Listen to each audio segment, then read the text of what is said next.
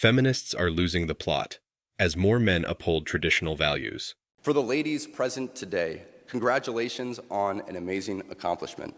You should be proud of all that you have achieved to this point in your young lives. I want to speak directly to you briefly because I think it is you, the women, who have had the most diabolical lies told to you. How many of you are sitting here now, about to cross this stage, and are thinking about all the promotions and titles you are going to get in your career? Some of you may go on to lead successful careers in the world, but I would venture to guess that the majority of you are most excited about your marriage and the children you will bring into this world. I can tell you that my beautiful wife, Isabel, would be the first to say that her life truly started when she began living her vocation as a wife and as a mother. I'm on this stage today and able to be the man I am because I have a wife who leans into her vocation. I'm beyond blessed with the many talents God has given me, but it cannot be overstated that all of my success is made possible because a girl I met in band class back in middle school would convert to the faith, become my wife, and embrace one of the most important titles of all, homemaker. The problem men have today is that we've been educated that men and women are equal. There was this sense and understanding that men are providers, where they are the breadwinners for the family, as well as their protectors from other men, or from the evils of society. And if you don't provide that role, you'd get kicked out of your community. Or if the man is an alcoholic or an abuser, he'd be divorced.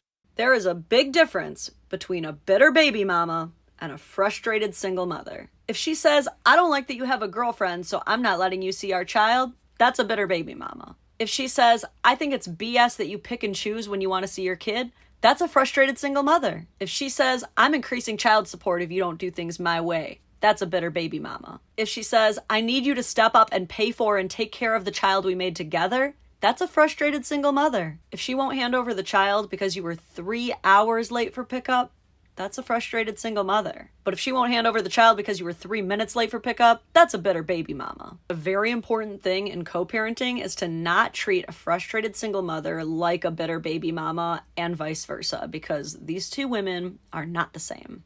So, that's what divorce used to mean for men. But now, after the feminist no-fault divorce phenomenon, it has changed the game entirely. Now, the men of this generation and the next, who have been brought up in the era of feminism, and who are made to believe that men and women are equal, have to then also pay for child support. They have to pay for alimony, fight for their kids, while the society tells everyone that men and women are equal. That doesn't make sense if you think about it.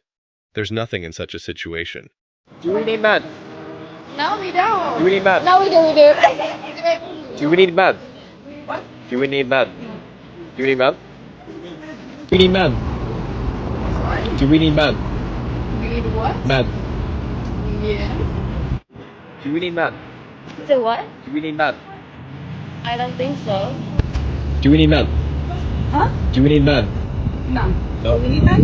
Do we need men? Do we need men? I don't even know. Do we need men? Not really. Okay. We don't need them, but it happens to us. Do we need men? Then? Why not? I don't need them. Do we need women? What? Do we need women? Yeah. Do we need women? Yeah, for sure. Yep. For women to want true equality, they must agree to 3 things. 1. Mandatory registration for the draft. 2.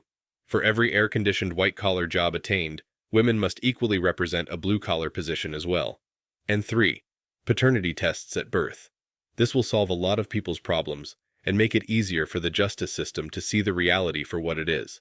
All right, let's see what the internet's mad about today. She's in her wedding dress. She's dancing around. And he's not noticing. Okay, caption reads, 9 years married today, failed challenge. I'm guessing by the laughing emoji that she intended this to be lighthearted and funny. And according to the comments, that makes her a dumb, ignorant woman who doesn't understand how toxic her marriage really is. Divorce, babes, divorce. People have divorced for less. I feel like you should check his phone. Check his phone. The man's fingers aren't even moving once while he's looking at it. He's not texting nobody. She told him, I'm gonna go get ready. So he's like, all right, I'm putting the game on. Y'all, she shared a 15-second clip. You have seen 15 seconds of a 9-year marriage and have unilaterally determined with all the confidence in the world that it is definitively not a worthwhile union. That makes you look kind of stupid. This is why more men are online teaching other men about the pitfalls of dating women with children, because they are high risk, and it must be having an effect, because the number of women with kids now online protesting that men don't want to date them has skyrocketed. Where a DIY paternity test is banned, or requires the woman to also agree to have it done, such as in Germany, I think, the man should just go ahead and do it anyhow, without the knowledge of the woman, because that is basically what has happened to him. From that point, he will then know for sure and be able to put steps in place to quietly leave and protect his assets. My ex-boyfriend said the main reason that he broke up with me is because I brought up the orange peel theory and he thought it was ridiculous. And you know what? I would like someone who wants to peel an orange for me. Really would. I'm not going to ask you to. I just want to know that you would. Is that too much to ask? Yeah, he didn't break up with you because he didn't want to peel an orange for you. He broke up with you because you're the type of person who uses viral TikTok trends to test people. Because it's going to start with the orange peel theory, then you're going to do the ketchup test, and then the next thing you know, he doesn't know when and where the hidden camera is going to be next with you testing him with some new challenge. The orange peel theory is a red flag to dudes that you have been sucked into a much larger sphere of relationship killing anti-male ideology. I just think it's so disingenuous that she's trying to say that he just couldn't handle peeling oranges, when the reality is that he didn't want to handle being constantly tested, and based on the way she also dodges accountability, I don't blame him. After being given a taste of power, these women's addiction has become chaotic. With the end of no-fault divorce, there will be a shift in what will happen if a person quits without giving a reason. They are not compensated for departing. This modification eliminates the possibility of her leaving out of boredom or a change of heart, while also eliminating alimony, half the savings, retirement, investments, and the family house. Why don't men get alimony? Because it's my personal belief that the laws are neutral. They're gender neutral. But men do not get treated fairly when it comes to alimony in the court system. Judges are biased against them. They are. And I'm sorry to say it, but that's the truth. In the last 40 years, I have had 4 cases that I remember of men getting alimony that I had to twist their arms in order to get alimony for them. Do men get alimony when they get divorced? I've seen men get alimony before. It doesn't happen often, but it does happen when you have the wife who is a celebrity. But in most cases, there is a bias against men and they don't get alimony. Equaling fewer future voters for politicians to keep their agenda and voters to stay in power. Taxes to pay their salary are also part of the equation.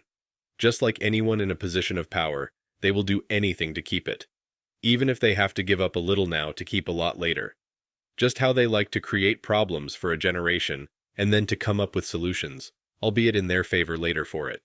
Regardless, passport bros up. This is one of the biggest wins for men so far in the US. People seldom got divorced in the past because they required valid justifications, not merely allegations, such as physical abuse, infidelity, or abandonment. I'm very happy that this is back in effect, because it forces people to get married out of true love and stay married for a lifetime. And so, feminists are losing their minds and realizing slowly that men don't have the equality these women are seeking. They get treated worse. They such it up and work themselves to misery, but don't whine about it. The fact that this thinking is now out in the open, and maybe the young feminists are realizing men don't have it good, they're finally seeing the truth. In the modern world, there are almost no legal incentives or benefits for a man to get married or cohabitate with a partner. Everything men used to get from marriage can be received outside of one, now that it is no longer seen as shameful to do so by modern standards. If someone files for divorce, let them leave with what they paid for, nothing else. No child support, no money. Parents get 50 in custody unless one opts out, but even then, no money to the ex. If one can't afford to raise, house, clothe, and feed kids part-time, then they don't get custody. Also, mandatory paternity tests at childbirth and in the event of divorce. If not his kid, the woman has to make full monetary reparations and dollar for emotional damage and jail time for fraud. Feminism and its consequences have been a disaster for modern society. The fact is, no-fault divorce wouldn't be such a big issue if child support and custody plus alimony were more evenly balanced/fair for men. The socioeconomic status of women has risen, making it more difficult for them to satisfy their hypergamy. The residual effect of this has artificially satisfied their biological imperative. The boss, the pet, and the apartment are in lieu of the husband, the child, and the house. This causes a conflict of interest when looking for a suitable mate choice. The government may take away the no-fault divorce, but it will be for the sake of keeping the working class domesticated. We all know that the government needs us to be shitted on and to achieve the bottom lines for the corporate snakes. It's merely for tax purposes. The court system will still favor the conviction of black men and other minorities, and will continue to give women the benefit of the doubt. But it'll be interesting to see how it works out. I think men will still travel abroad. This is for younger guys. Remember, under no-fault divorce, if you marry a woman and are together for 10 years or so, all that time you're contributing to the mortgage and investing in a 401k. And if at some point she decides she's found a hotter guy, she can file for divorce, and you lose half of all that you invested, while she just moves on to another guy. Don't do it. Numerous creative concepts that initially seem promising end up having terrible unintended outcomes. Uncontested divorce is a prime example. We didn't anticipate that it would encourage women to get married for the money and quickly get divorced so they can keep the money. These days, women openly admit to doing this. In videos, they refer to their first union as a starter marriage, which indicates that they anticipate it will only last temporarily. There's nothing worse than going to the home you worked your back off for, to pick up the kids for your weekend, and another man is sitting in your lazy boy watching your big screen TV. To all you young men think about it, just don't do it. A girlfriend is just as good, and if things do not work out, you still get to keep what is yours. You don't have to watch another man enjoy what you worked for. We all know that the legal system is designed to work in favor of women and use men's resources to pay for their financial expenses for the rest of their lives.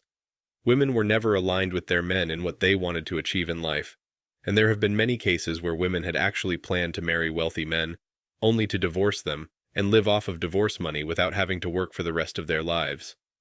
Women have deceived men into marriage, only to take away their resources. A lot of the credit goes to the MGTOW movement that allowed men to share their experiences and opened each other's eyes regarding the true nature of women.